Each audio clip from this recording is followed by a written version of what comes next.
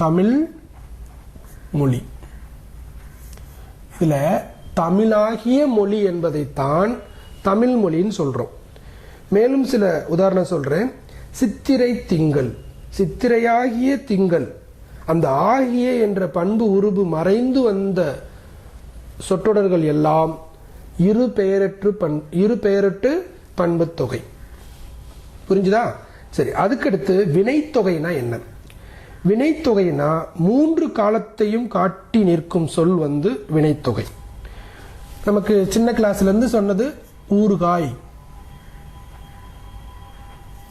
என்ன அர்த்தம்? ஊறுகின்ற காய், ஊறுகின்ற காய், ஊறிய காய், ஊறும் காய். அதாவது இப்போ இறந்த காலத்தில் சொல்லணும்னா ஊறிய காய், நிகழ்காலத்தில் சொல்லணும்னா ஊறுகின்ற காய், எதிர்காலத்தில் சொல்லணும்னா ஊறும் காய். அந்த மாதிரி. அதே மாதிரி வளர்பிறை, அடுத்த ஒரு வினைத்தொகை சொல்ல எடுத்துக்கிறோம். வளர்பிறை. வளர்பிறையை எப்படி 3 காலத்துக்கும் சொல்லலாம்? வளர்ந்த பிறை, வளர்கிற பிறை, வளரும் பிறை. ஒரு குறிப்பு சொல்றேன் வினைத்தொகையை கண்டுபிடிக்கிறதுக்கு.